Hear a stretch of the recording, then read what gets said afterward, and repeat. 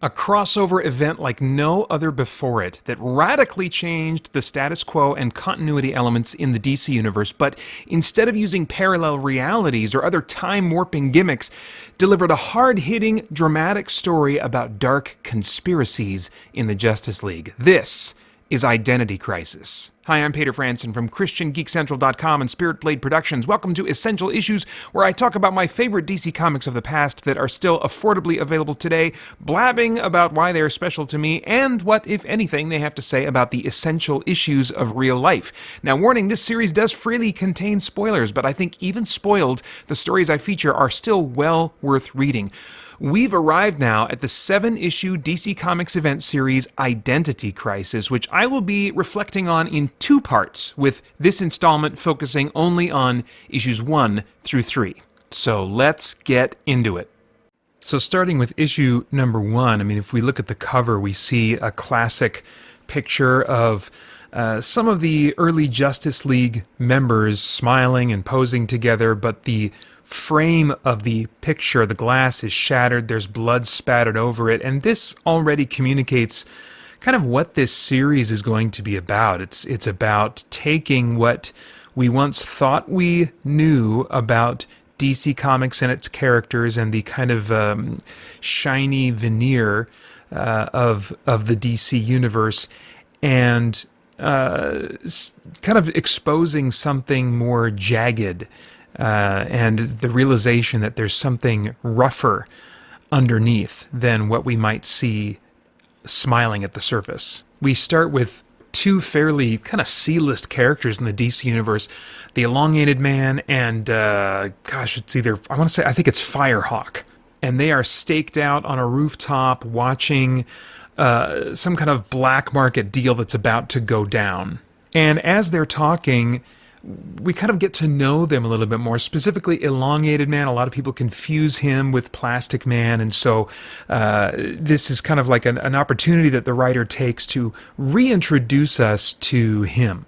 And when I say him, I don't really mean Elongated Man, I mean Ralph Dibny. I mean, that's what a lot of this series is about, is who are the characters behind their flashy names and costumes. And throughout the script, we see lots of little moments that introduce us to little details that humanize these DC Universe characters in ways that we wouldn't have suspected.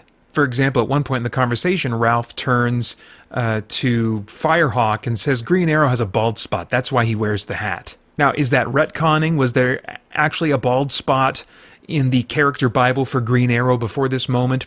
Probably not, would be my guess. And if you don't like retconning, you're not going to like this story, because that's a lot of what it does, is it adds some wrinkles and some seams to the costumes, some sweat stains in the armpits. It just adds some groundedness to the DC universe at large. It also spends some time exploring, leaning into family relationships of various DC characters. Clark is seen with his parents, kind of having like a friendly, warm, if you can call it that, argument with his parents, who want to pay for their subscription to the Daily Planet, but he wants to insist, no, I can put you on the comp list, it's not that big of a deal. And then Martha Kent unknowingly says something very cutting to Clark. She says, I bet Batman never does this to his parents. And of course, we as readers and Clark knows that Batman's parents, Bruce Wayne's parents, died. And we see a look on Clark's face that recognizes the tragedy, and in that moment also seems to be grateful for what he has. And so in the very next frame, he hugs and kisses his mom and says, you know what, go ahead, send your check. It's not that big a deal. So it's this beautiful little moment in the Clark farm home that plays up the grounded family relationships at play here. And there are several little snippets like that. There's a moment with Green Arrow and his estranged son, Green Arrow. A little later on, there's a scene between Tim Drake, the most recent Robin, and his dad. So as we're being taken around the DC universe, we're being reminded of these relationships, these very important relationships in these characters' lives. coming back to Firehawk. Man, I'm going to be really bummed if that's not the character's name. Firehawk and an Elongated Man. She asks him, just kind of making conversation as they're waiting for this stakeout to kind of be resolved. Asks how Ralph met his wife Sue. And I really was not all that familiar with Elongated Man. I just thought he was kind of a silly, stretching character. Even less familiar with his wife Sue, or even aware that he was married. So retconning or not, I really appreciated this dive into this wonderful marriage that Ralph and Sue had. And it resonates with me, and I suspect with a lot of geeks who read this, when he talks about how he met Sue and how he was with the Flash and they were kind of doing their crime-fighting thing. And one of the most striking things about how he met his wife was that he says it wasn't just that she noticed me, it was that she didn't notice him because he was with the Flash, of course, a much more well-known and celebrated character, both by readers and within the DC universe itself. I just love this. He says that being with him, it was like trying to compete with Sinatra. But that's why ice cream stores don't just sell chocolate and vanilla, he says. Every once in a while, someone walks in and orders butter pecan. He goes on to say she's met everyone. Batman, Flash, Arthur, Hal. She's seen Hawkman with the hairy chest thing going on. Come on, she's looked directly into Superman's melt your heart baby blues. And she still chose me, he reminisces. And then Firehawk kind of counters by asking, so Wonder Woman, what about Wonder Woman? What do you think of Wonder Woman? And he says, Diana's beautiful, but to me, she's second best. I love Sue. Don't you understand? He says, it's not just that she believes in me. She's my lady. And man, that still makes me well up a little bit when I read that, because it speaks to a kind of romance and a romantic connection that is rarely touched on in comics, where so often relationships are very superficial. They're playing up the sexiness. But here are two characters with other people around them that are perhaps more beautiful and attractive and all these other things at a glance, and yet they want the particular flavor that their companion, that their life mate provides. It's beautiful. And it's a really important thing to kind of play up, to explore, because a few scenes later, Ralph gets a call from his wife, Sue, who is in some kind of serious trouble. He can tell just by listening to her, this is life or death. Something terrible is happening on the other end of the line. They leave behind immediately what ended up being a black market deal gone horribly wrong and race to Ralph's home as fast as they can get there. But it's too late. Sue is found dead because of horrible burns to her body, and Elongated Man is just completely shattered.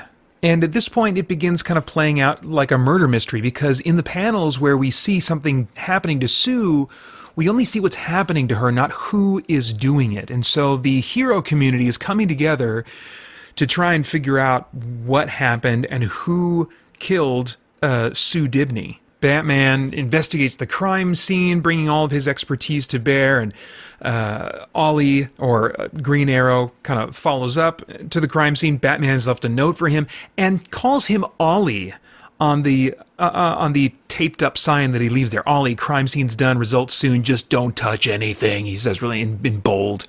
And the next thing that Green Arrow says is, what did Bruce find? So they're using their first names, and from a logistics standpoint, this seems like disaster. Like, if you poke at this logically, why in the world would Batman put Green Arrow's first name in this sign there, and why do these characters sometimes feel free to use each other's first names?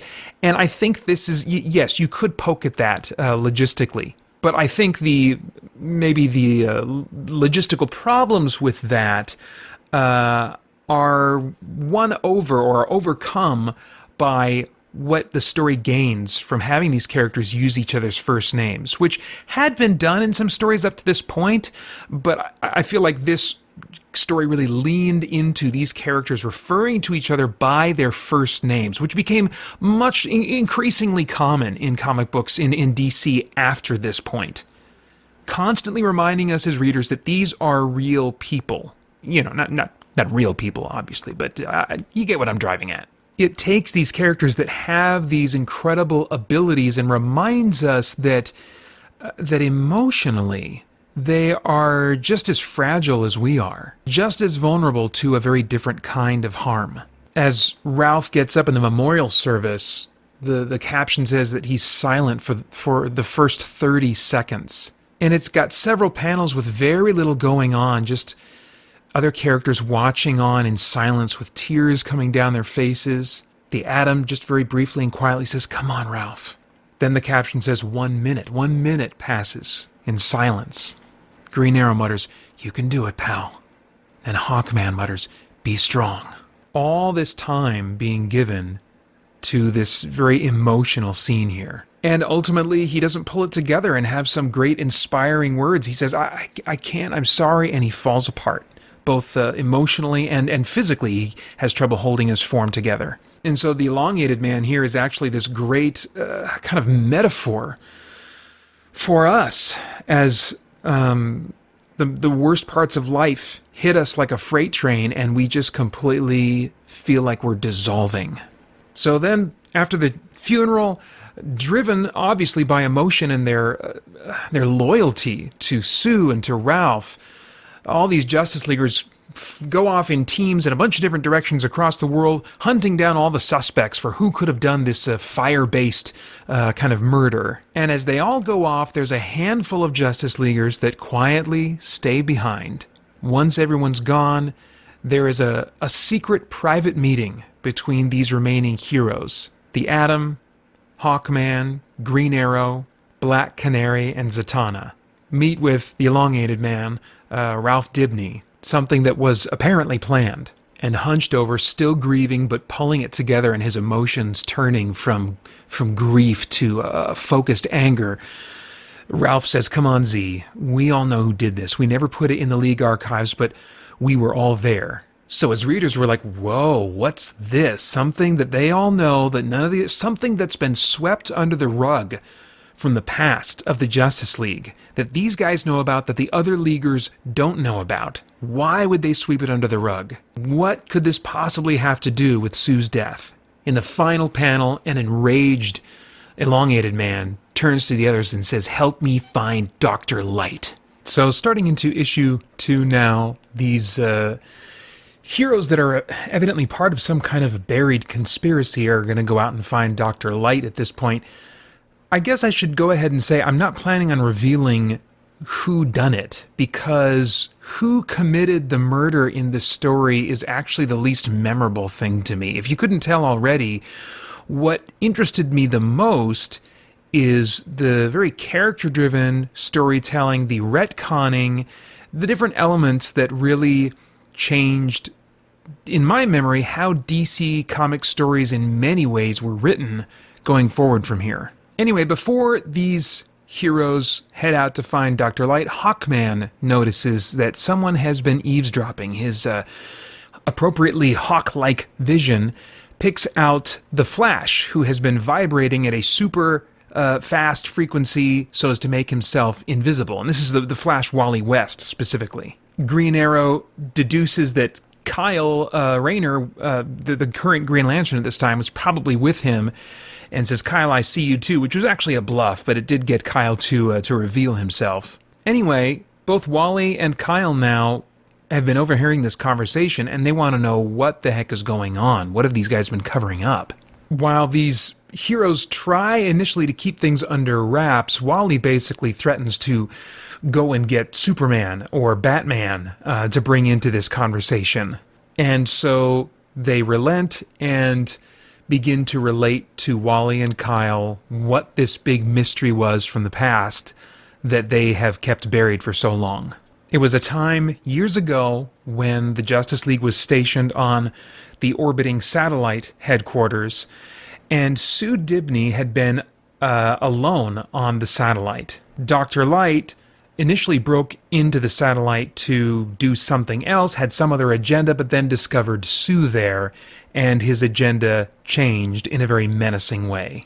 At this point, Ralph Dibny, his identity was public, and Sue had been living under heavy security. I think even for a time she was, maybe even during this time, was living on the Justice League satellite. I mean, with public identities, obviously security was a major concern. But Dr. Light broke onto the satellite, found her there, and saw a major vulnerability of the Justice League at this point. Maybe he wouldn't be able to do whatever it was he came there originally to do, but he could really get at them, he knew, if he did something horrible to Sue. And so in a scene that is a bit reminiscent of the comedian scene in Watchmen, Dr. Light rapes Sue Dibney. They don't show anything explicit, but even coming back to it now, these years later, it still has a brutality and an intensity. It's uncomfortable to read.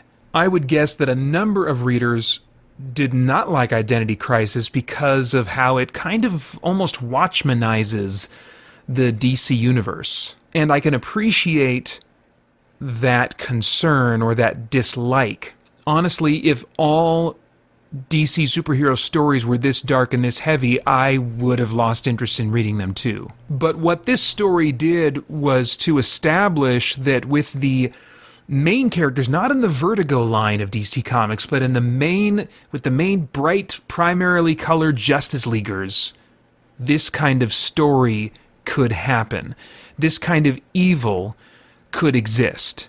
An evil that is much more relevant to the common, at least American human experience than, say, global destruction. You and I are far more likely to face this kind of human evil than the kind of human evil that's going to blow up an entire country or something. And the reason that I value that is I think that the strength of superhero stories as a metaphor, or as any number of metaphors, dealing with issues of evil and our desire for evil to be defeated, either because it's a power fantasy on our part, we dream of a world in which we are powerful enough to not be harmed by evil, and therefore the superhero fantasy is appealing, or superheroes fantasies as a fantasy that's external to us. You know, superheroes like Superman embody a savior figure. With either of those types of fantasies, I find them much more satisfying when true evil is represented and felt as a reader, because it makes the overcoming of that evil or the defeat of that evil all the more powerful and satisfying and moving.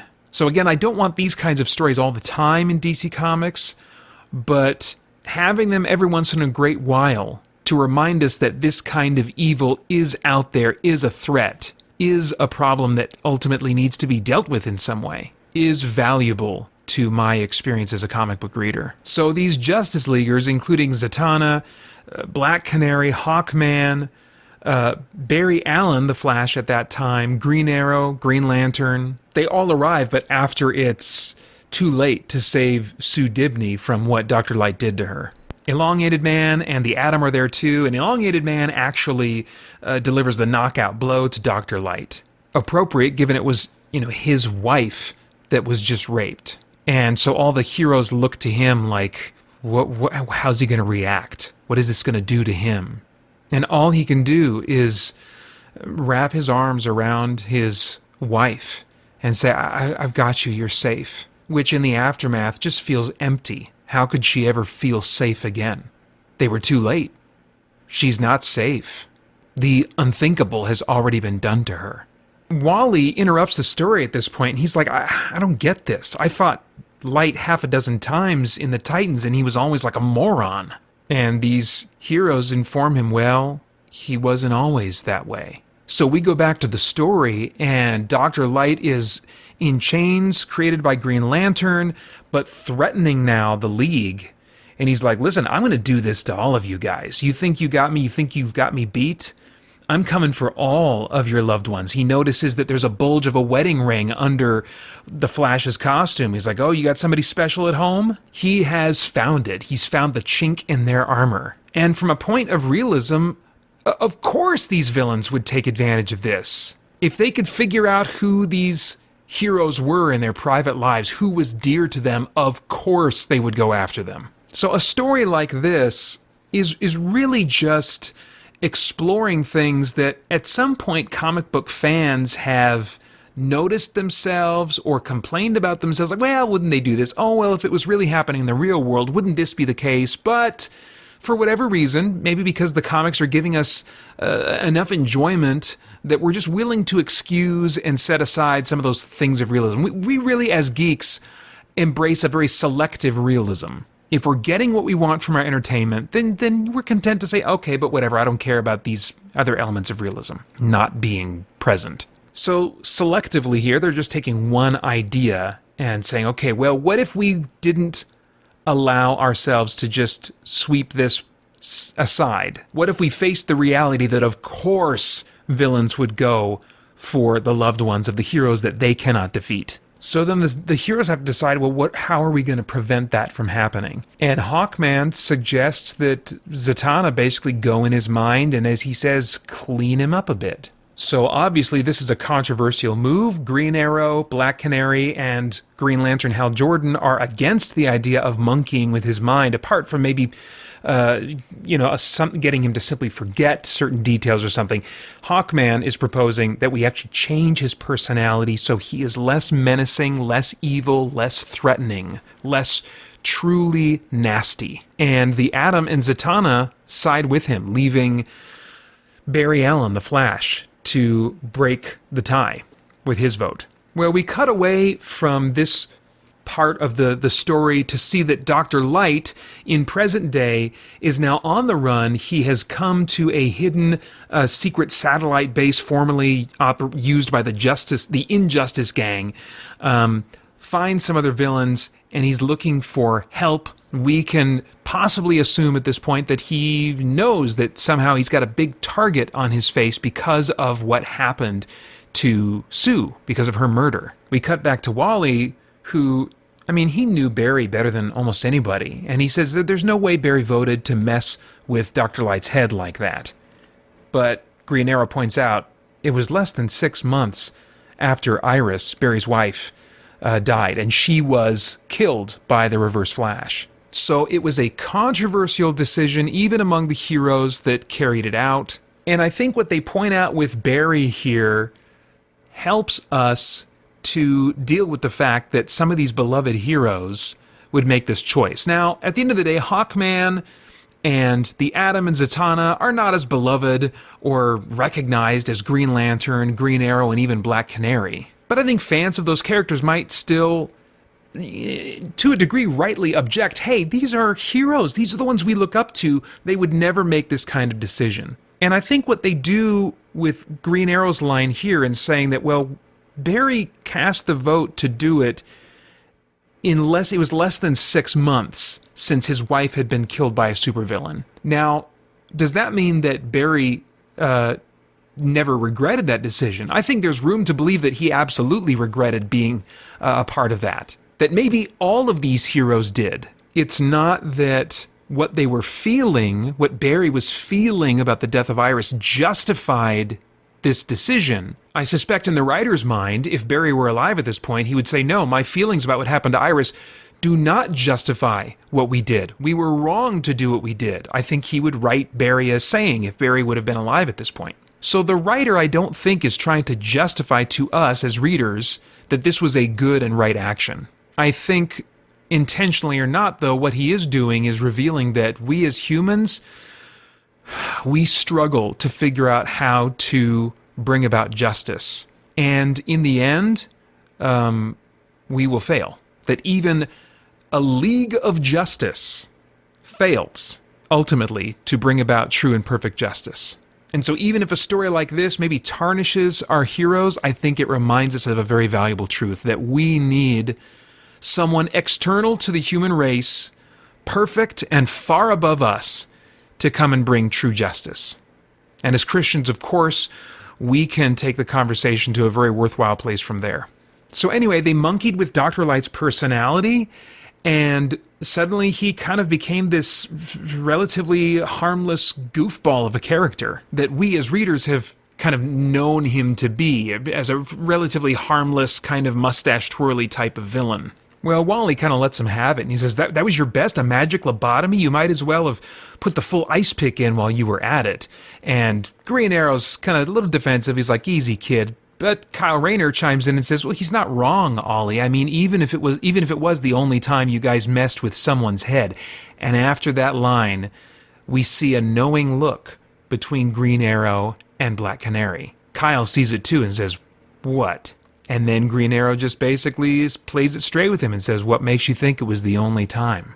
So you can kind of sense where this is going. We are getting a story here that is retconning the DC universe and kind of saying, you know how villains used to be kind of goofy a while back? Well, here's maybe why. Meanwhile, Dr. Midnight of the JSA, who is, hey, actually a real doctor for once, is doing an autopsy on Sue's body and realizes that she was dead before her body was burned. And so the final cliffhanger statement at the end of this issue is that Sue Dibney wasn't killed by Dr. Light.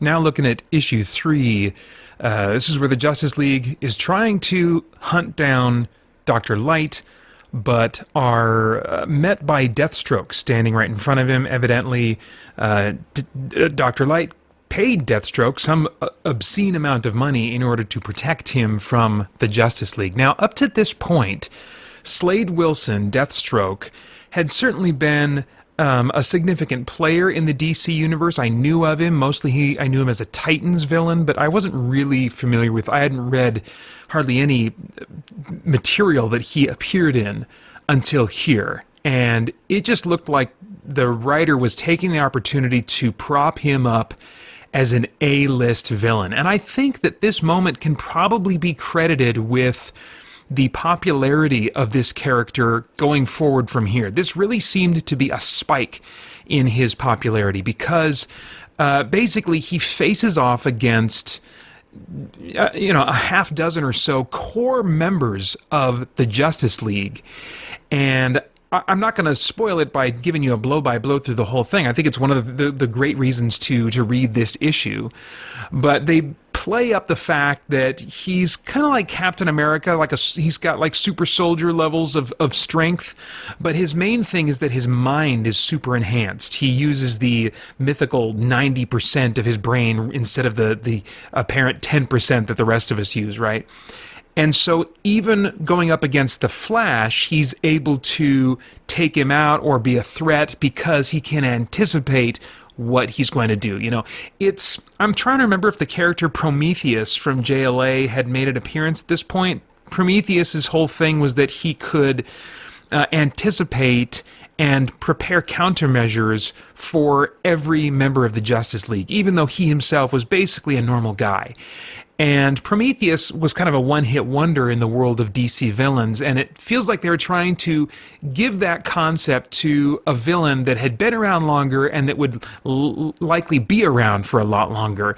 And so Deathstroke is really given the Prometheus treatment here, and it's fantastic. All the different tricks and countermeasures and tactics that he employs, some of it I'm like, I don't know. Personally, I don't like it in stories, whether it's comic books or animation, where the Flash is kind of outwitted and accidentally runs into something that damages him. I'm just thinking at super speed, just because he's moving at super speed doesn't mean his mind is not. His mind is absolutely moving at super speed. And so those kinds of moments, while they can get me halfway there to seeing the logic and the reasoning behind it, they kind of portray Flash as very reckless and just unaware of his surroundings. And in another moment, he kind of catches Kyle Rayner, Green Lantern, off guard by breaking his fingers and evidently getting into a contest of wills over control of the ring. It's not clear where they were going. This moment is kind of interrupted, but honestly, at this point, Green Lantern, Kyle Rayner, had really gone through his hero's journey and really was a very accomplished and capable Green Lantern at this point. He wasn't this green in the gills kind of noob to the ring. Far beyond that at this point. So this is a kind of moment that I would have accepted much earlier in Kyle Rayner's career as Green Lantern, but here it was kind of hard to swallow. That said, between those two moments is this great, really clever, and it wins points for clever, and that makes me helps me suspend disbelief because of just how clever it is. There's a great moment where Deathstroke takes out both the Atom and Hawkman with nothing but a laser pointer. It's really clever. You kind of have to read it to appreciate it yourself. Anyway, at about the climax of this battle, we've got all the Justice Leaguers attacking Deathstroke at once, and in the midst of that, Dr. Light is watching in the wings, and this triggers a memory of when all these Justice Leaguers were attacking him and holding him down right before they wiped his memory. Or I should say, altered his personality. As he says it, "You took my mind." And so there's this moment where he remembers. So I can't remember what they did with Dr. Light after this in the comics, but I imagine they took this opportunity with him and other villains to kind of quote-unquote revert them to the much more sadistic and evil people that they were, in fact, always, even though we remember them as being kind of comical and fairly harmless. And that's something I really enjoyed about this era. Jeff Johns was really well known for this, for retconning in ways that worked with the past for the most part, but also kind of gave things an updated edge, coming up with reasons for why things used to be silly, without saying, well, none of that stuff ever happened, giving some groundedness to it all. And then kind of in the same breath, creating something new. Anyway, in the aftermath of this fight, Superman shows up and asks what's going on, and all the heroes, including Wally, at least for the time being, kind of cover for what's going on and just says, well, Dr. Light and Ralph Dibny had a run-in back in the day, and so, we were just going to give Ralph the chance to bring in Dr. Light if in fact it was him. But they didn't go into the details about the rape, and certainly not the mind-wiping. But Wally does, have a moment taking Green Arrow aside and saying, okay, what were you saying before we got interrupted about how Dr. Light wasn't the only one whose mind got altered? So Green Arrow tells him, he says, people always say it was simpler back then, but it wasn't. One day some lunatic in a cape digs up a mystical statue, the next thing you know, he's walking around in your body. And I remember vaguely a story like that. I think there's been multiple stories back from kind of the more innocent age of comics where villains and heroes, they switch bodies or some goofy thing like that. And Green Arrow points out that which to modern readers would be pretty obvious. He says, sure, we won in the end, but when things like that happen, you think they don't take a look? And so then we're shown this image of Superman, Batman, and Hal Jordan Green Lantern all with their masks off and kind of menacing looks on their faces. Clearly they're being controlled in this moment by villains, and they're all looking at each other's faces, taking note, taking pictures. So the point is that enough of these weird situations happened in the golden and silver age of comic books that there were lots of situations where villains ended up getting information about the heroes that would put their loved ones in huge danger. And Green Arrow is like, these big shots like Superman and Batman, once the big fight is over, they got some other crisis they got to go off to. They're not the ones handling the cleanup. It's Green Arrow and some of the lesser-known heroes staying behind that do the cleanup. And so then, we see them alone with the tied-up villains, and one of them menacingly looks at Green Lantern and says, so where are you taking us, Hal? And then says to the Flash, oh, Barry, don't look so sad. And at that point, Green Arrow, he makes a comment on secret identities.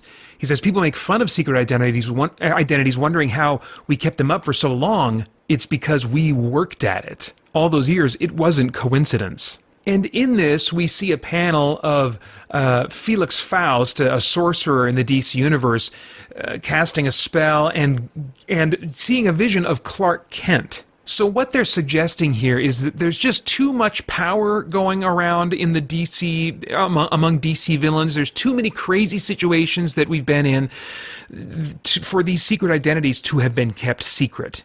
We as readers have been aware of this for a long time, asking these questions. How could anybody not notice that Superman and Clark Kent are the same person? At least as far as the villains are concerned, Green Arrow seems to be suggesting the answer. That they, over the course of their careers, many, many times, have altered the minds of the villains that they have captured in order to keep the various secret identities in the superhero community safe. But Green Arrow does acknowledge that they kind of crossed a line with Dr. Light. They actually altered his personality. And at this point, we don't know if after that any more villain personalities were altered. But we do know that this was a moment that caused a big rift, even among those heroes who conspired to selectively erase memories among villains. And many comic readers know that Green Arrow and Hawkman they've been kind of arguing over the years, and usually it's framed as being about politics. Green Arrow being the more liberal, and I guess Hawkman being the more conservative, although I'm not really familiar with those stories enough to say for sure. And when Wally says, wait, so that's what you've been fighting about all these years? It wasn't politics? Well, Green Arrow says, actually, yeah, it's always been politics. This was just one more kind of quote-unquote political issue that we landed on the different sides of. Wally's next question is about Superman and Aquaman and Batman. Did you never tell them? Because, of course, as readers, we would ask the same question. How could Superman not know about this? How could Batman not know about this? And Green Arrow says something that might have made some fans of those characters unhappy. As we see Superman kind of kneeling down and comforting Elongated Man, Green Arrow is saying, people aren't stupid, Wally. They believe what they want to believe. And then we get a close-up on Superman's ear as he's focused on Elongated Man, and the text over that Green Arrow is saying is, and hear what they want to hear. So this suggests, we look at this, of course Superman is not that far away. He could certainly be hearing their conversation right now. So what's being suggested here by the writer, and in Green Arrow's lines, is that Superman, at least, and probably, it's a lot more easy to believe about Batman, actually, and Aquaman, willfully ignored or chose not to pay attention when they saw maybe suspicious signs. They chose to be willfully ignorant, knowing that maybe something underhanded was going on, but believing perhaps to some degree that, whatever's going on, it probably needs to be done. I don't want to be a part of it. I don't want to know about it, but I'm going to trust them to do what I can't do, to cross a line I can't cross. And so in a sense, it still makes Superman a party to this whole thing, even though he's almost completely ignorant of it. And I would imagine that rubs a lot of readers the wrong way. And it certainly means that Superman, as much as he is often used as kind of a savior figure, as a parallel to Christ, can only be used in that way selectively. We have to cherry pick those moments as believers who are reading Superman stories and looking for those kinds of metaphors. And I'm totally fine with that. I think all metaphors fall short at some point.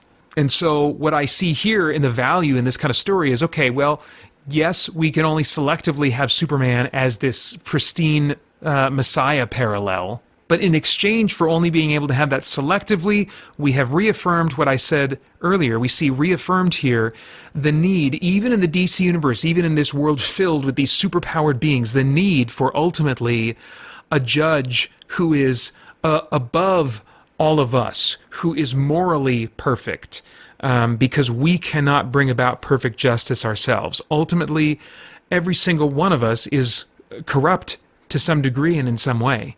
And we we're not capable of bringing about true and perfect justice ourselves. So I think that is valuable to be affirmed in comics and in other mediums, and I will exchange a pristine and perfect Superman to get that. Then we've got a subplot here where Captain Boomerang, who's being portrayed in this story as kind of a washed-up villain who's really kind of incapable these days, out of shape, and just far from his best days, trying apparently to get in touch with his biological son. But ultimately, when the moment comes, not having the courage to say to him, hey, kid, I'm actually your father. He just settles for this brief exchange with this younger man who sees him as a stranger. Not much to that moment here, but it kind of sets up something that's paid off later on. Similarly, we've got a scene between Jack Drake and Tim Drake. Jack is his father, and who's just recently learned that Tim Drake is Robin, and so is now naturally worried sick about him all the time. Tim comes home with a black eye, but it's because actually Cyborg accidentally elbowed him in the face. Of course, his dad is still worried and just constantly watching the news. And this is one of several kind of father-son dynamics that are highlighted in this miniseries. But this one in particular becomes important later in the story. And finally, the issue ends with some clever camera work, again, that is showing another spouse of a hero being victimized. This time it's Jean Loring, the divorcee of the Atom. Divorced, but still on pretty friendly terms, still care about each other seemingly, as we have seen reading up to this point. But now she is in some kind of struggle. We don't see who her assailant is, but we see furniture getting thrown around, and we hear the smacking sounds written out. And after all these indications of a horribly violent exchange, we see Jean is hanging from her door by a noose, struggles, and then goes limp. And so another victim has fallen to the mysterious killer. Well, that's all I'm covering for now. There are still more shocking revelations from the past to be revealed, and the drama only gets more intense going forward. So join me next time as I talk about issues 4 through 7 of Identity Crisis. Do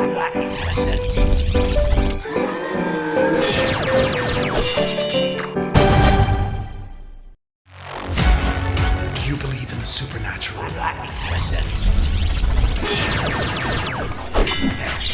Download the Legacy Edition of Spirit Blade, a full past audio drama, for free at spiritblade.com.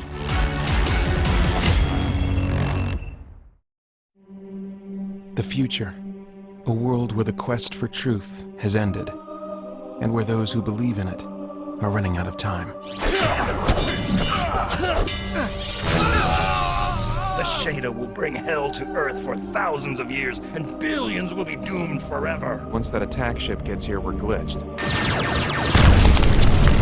Today marks the deadline for all Seekers to be presented for what is presumed to be a mass execution. Millions more all over the world are actually volunteering to help them capture or kill Seekers. We want to show them love, but we're hated more than ever.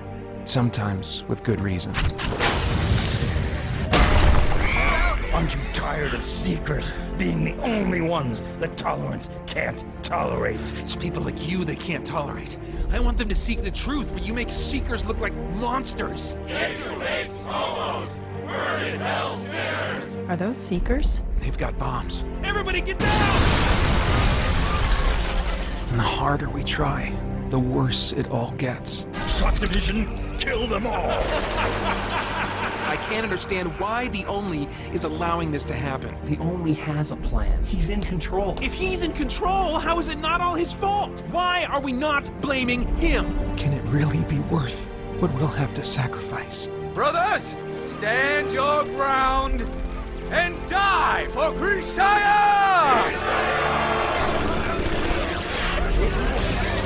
Hang on, we're almost there. Ebony! At last, the trilogy is complete. Spirit Blade Productions presents Spirit Blade, A World of Shadows. I'm sorry, Asa. I'm sorry I couldn't win this for you.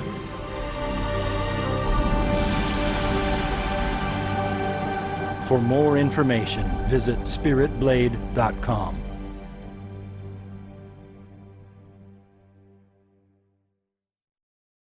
Blackness.